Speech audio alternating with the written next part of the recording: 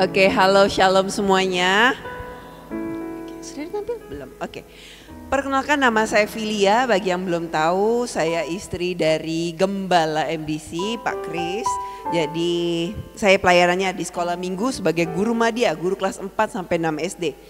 Hari ini saya akan membawa sharing dengan tema satu hati, satu tujuan, satu Tuhan. Nah, gayanya ikutin saya ya. Satu hati, satu tujuan, satu Tuhan. Oke, tepuk tangan untuk kita semua.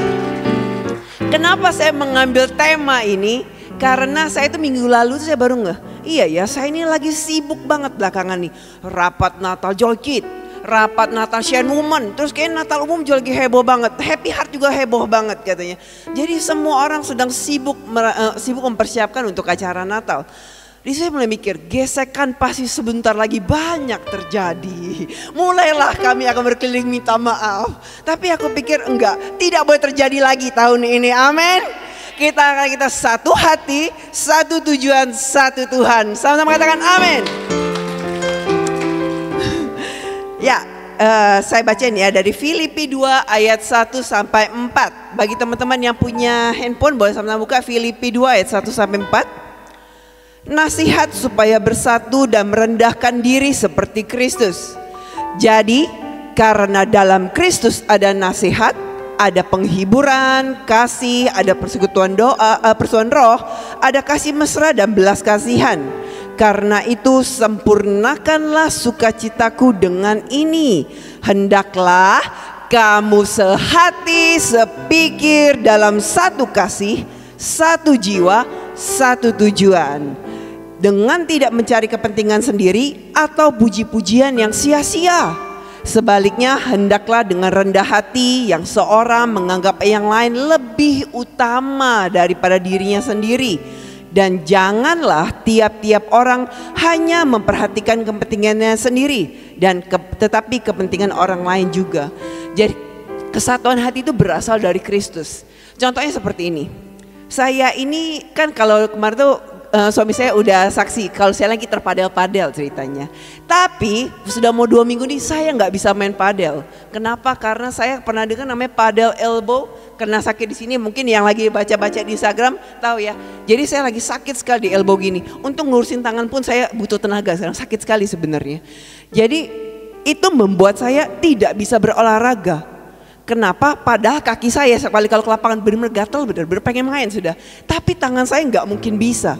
Siapa yang mengendalikan itu semua? Yaitu otak, sistem saraf pusat. Saya bilang jangan main Filia, karena kalau kamu main bisa-bisa besok kamu pakai alat pegang gini. Karena sakit sekali tangan saya. Nah begitu juga dengan kita. Kita ini satu tubuh di dalam Tuhan. Ketika ini multimedia lagi ada masalah, kita nggak bisa bilang multimedia, kamu ya, kami cut. Kan nggak mungkin, karena kita satu tubuh di dalam Tuhan. Saya nggak bisa bilang, oh saya mau main padel, saya tinggalin dulu siku saya. Kan nggak bisa gitu, saya harus terus bawa siku saya. Dan saya harus terus jaga supaya siku ini makin baik, supaya siku ini cepat baik. Begitu juga kita di dalam Tuhan. Kita adalah satu tubuh Kristus. Kalau dalam pelayanan ya, kalau misalnya itu ya, ini pemain musik gimana sih? Ini ya, gue udah nyanyi latihan suara gue gini, kok main keyboardnya gitu-gitu aja sih Ri? Kan gak bisa kayak gitu, kita satu tubuh di dalam Tuhan. Kita gak bisa bilang ini ya multimedia, enggak maju-maju. Masa bener gini, kan gak bisa kayak gitu. Kita adalah satu tubuh Kristus. Kita nggak bisa kita menyalahkan satu pihak. Terus kalau misalnya nih ya lagi ibadah, terus habis itu WL salah masuk nada, kan nggak bisa. Kenapa? Ketika satu orang salah, harusnya kita semua bilang, aduh Tuhan, tolong Tuhan, bantu dia Tuhan, berikan dia hikmat. Kenapa? Karena kita satu tubuh Kristus. Amin. Jadi kalau satu salah, semua salah. Jadi kalau nanti persiapan acara, jangan sampai kita bilang katanya, kan ada dia lagi kan, kalau ada dia kacau nih, kacau acara Natal kita. Jangan ya, kita satu tubuh Kristus. Ya, di 1 Korintus 12 sampai 13, banyak anggota tetapi satu tubuh. Karena sama seperti tubuh itu satu dan anggota-anggotanya banyak, dan segala anggota itu sekalipun banyak merupakan satu tubuh. Mau timnya 30, mau timnya 40, kita satu tubuh. Gak ada yang kita tinggalin, gak ada yang kita bilang lu bagian belakang, karena gak nyambung. Ya gak bisa kayak gitu ya. Semuanya kita satu tubuh melayani. Tadi sampai mana ya? Oke. Dari 3, sebab dalam satu roh kita semua, baik orang Yahudi maupun orang Yunani, baik budak maupun orang merdeka, telah dibaptis menjadi satu tubuh. Dan kita semua diberi minum dari satu roh. Kita ini satu tubuh, satu roh di dalam Tuhan. Oke, jadi tujuan pelayanan kita itu cuma satu, karena kita satu hati nih, satu tujuan, yaitu apa? Tujuan kita adalah menyenangkan Tuhan, gak ada tujuan lain. Jadi kalau kita ketawain tim kita, kalau kita marahin teman kita yang sedang susah, kalau kita ngegibahin teman-teman kita di satu tim, artinya kita nih lupa tujuan kita pelayanan tuh apa. Tujuan kita pelayanan hanya satu, menyenangkan Tuhan. Gak ada tujuan lain. Bukan karena kuat hebat kita melayani, bukan karena untuk orang lain, bukan karena untuk pamor dan sebagainya, tapi hanya untuk menyenangkan Tuhan. Amin. Aplikasinya, nah saya ini sengaja membuat aplikasi supaya lebih gampang mau ngapain. Yang pertama, sebelum latihan dan pelayanan, semua tim berdoa bersama. Dari usher sampai pemain musik, semua kita ini satu tim multimedia. Kita ini satu tim, gak ada yang bilang ya udah tim usher aja, tim multimedia aja, tim musik aja. No, kita satu tim, kita satu tubuh. Ayo kita sama-sama berdoa, kita berdiri untuk ibadah kita hari ini. Itu yang namanya satu tubuh, amin. Jadi kalau pelayanan jangan telat, karena kita harus berdoa bersama. Yang kedua, bangun hubungan pribadi sama Tuhan, bukan hanya aktif di kegiatan. Jangan sampai kan koordinator, coba ya saya cek ya, saat teduh gak ya bapak ini ya, saat teduh gak ya ibu ini, kan gak mungkin. Kita bukan anak joy kid lagi yang kita cek saat teduhnya. Tetapi ayo kita bangun hubungan kita pribadi, lepas pribadi dengan Tuhan. Karena pelayanan tanpa hubungan dengan Tuhan, itu artinya kita kerja tanpa arah.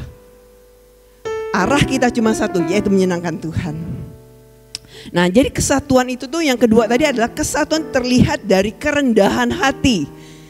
Tadi kan ada ayat di Filipi 2 ayat 3, dengan tidak mencari kepentingan sendiri atau puji-pujian yang sia-sia. Sebaliknya hendaklah dengan rendah hati yang seorang menganggap yang lain lebih utama daripada dirinya sendiri. Jangan menganggap diri kita ini lebih penting. Gua capek, gua ini banyak kerjaan. Semua orang juga ada kerja, semua orang juga capek. Jangan sampai kita ngerasa bahwa hanya kita yang terzolimi. Enggak. Semuanya kita sama-sama satu tubuh, kita melayani Tuhan. Jadi jangan sampai ada perasaan tidak dihargai. Perasaan kok kayaknya Pak DPJ ini ya, 2 DPJ ini cuman memperhatikan tim situ aja. Timnya kita gak pernah diperhatiin, gak pernah ditanya. Jangan, kita melayani itu cuman untuk Tuhan.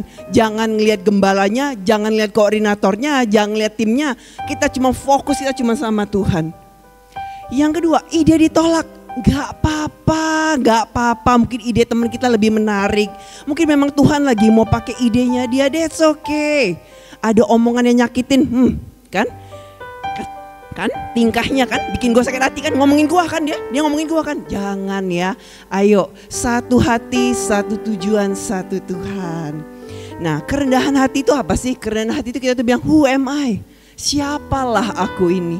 Siapa aku ini sehingga aku ini bisa dipakai oleh Tuhan. Jadi kalau ada yang nyakitin kita, that's okay. Who am I? Siapa aku ini? Kalau Tuhan aja disalib, aku cuma digosipin, kecil lah itu. Bener kan? Tuhan aja disalib, kita cuma digosipin, gak apa-apa.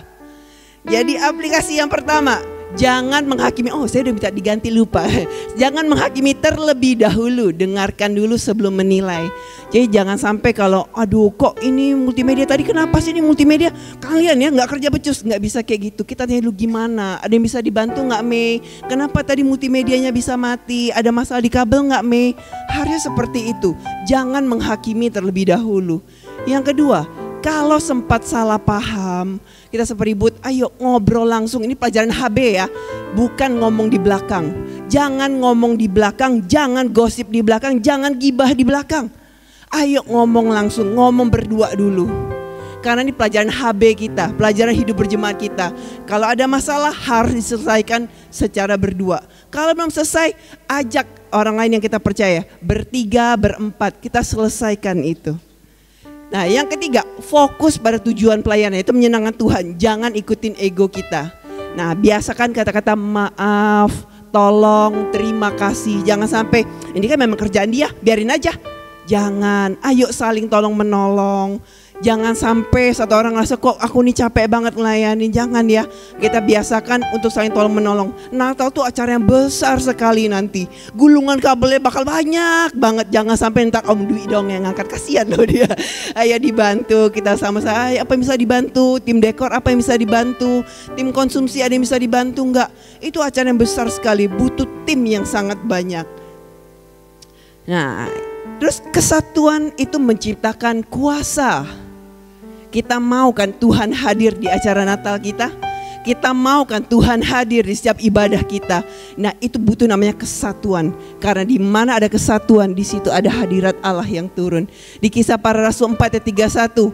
Dan ketika mereka sedang berdoa, goyanglah tempat mereka berkumpul itu. Dan mereka semua penuh dengan Roh Kudus. Lalu mereka memberitakan firman Allah dengan berani. Setiap hari Jumat kita ada doa jemaat seperti ini. Dan ini wajib bagi setiap pelayan. Baik pelayan dari pelayan Joy Kid, Image, Youth, ibadah umum. Semuanya wajib datang ke sini untuk doa pelayan. Tetapi kabar gembira, setiap hari Senin ada tim doa lagi yang dibuat oleh Bu Tuti dan tim ya.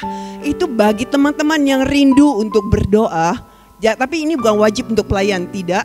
Karena ini hanya yang rindu untuk berdoa, boleh datang setiap hari Senin. Di sana kita akan kumpul, berdoa bersama, kita memuji dan menyembah Tuhan. Karena kita percaya di mana ada doa, di situ ada hadirat Allah. Amin. Oke, kesatuan itu mendatangkan hadirat Allah. Aplikasinya yang pertama, stop gibah. Jangan sampai kita ngerasa ya saya ini tim Joy Kid, maka tim yang lain harus kita gibahin, harus kita gosipin. Karena tim aku ada tim Joy Kids. Nggak bisa kayak gitu, kita adalah satu tubuh. Jangan gosip, jangan drama. Kita bukan artis, bukan aktor. Jadi jangan main drama. Ini pelajaran buat saya juga sebenarnya. Jangan drama, kebanyakan drama kalau di rumah soalnya. Jadi jaga hati dan komunikasi dengan semua tim pelayan. Jaga hati. Kalau waktu lagi ngomong coba jaga hati. Karena dari hati di situ terpancar kehidupan. Kalau hatinya pahit, yang dikeluar semuanya pahit. Kalau hatinya marah, yang keluar semuanya amarah. Jaga hati kita ya sebagai pelayan Tuhan. Yang kedua, kalau ada teman tim yang down, yuk kita duluan chat. Are you okay? Ada yang bisa dibantu nggak? Aku bantu doain ya. Jadi ayo mulai care sama tim dan sebagainya. Nah, yang terakhir kesimpulan, tujuan kita melayani itu adalah Kristus. Jadi cara menjaga hati kita adalah dengan rendah hati tadi, who am I? Jangan menganggap diri kita paling penting, paling berguna. Tapi milikilah sikap yang rendah hati. Karena tujuan kita melayani hanya menyenangkan Tuhan. Dan bersatu hatilah. Nah langkah nyata kita. Ada langkah nyata nih aku buat. Yang pertama, karena udah mendekati Natal dan sebelumnya kita ada acara. Yang pertama, kirim chat minta maaf ke teman pelayanan yang pernah berselisih. Ini semuanya kalau udah dengar firman bahwa kesatuan itu menimbulkan hadirat Allah. Ayo kirim chat minta maaf hari ini juga ke teman pelayanan yang pernah berselisih dengan kita. Jangan sampai ada dusta di antara kita. Yang kedua, doakan semua rekan tim sepelayanan secara pribadi. Terutama untuk koordinator-koordinator mungkin bisa ditanya apa yang bisa didoain, apa yang perlu aku doain, gimana kabarmu. Itu sangat penting mendoakan sehingga dia tidak merasa alone di gereja ini. Yang ketiga, mulai bantu tim lain tanpa diminta. Minimal tanya ada masalah apa, ada yang bisa dibantu enggak. Jangan langsung dituduh, tapi harusnya kita sebagai anak Tuhan kita bisa tanya apa yang bisa dibantu. Amin. Demikian sharing dari saya, Tuhan Yesus memberkati.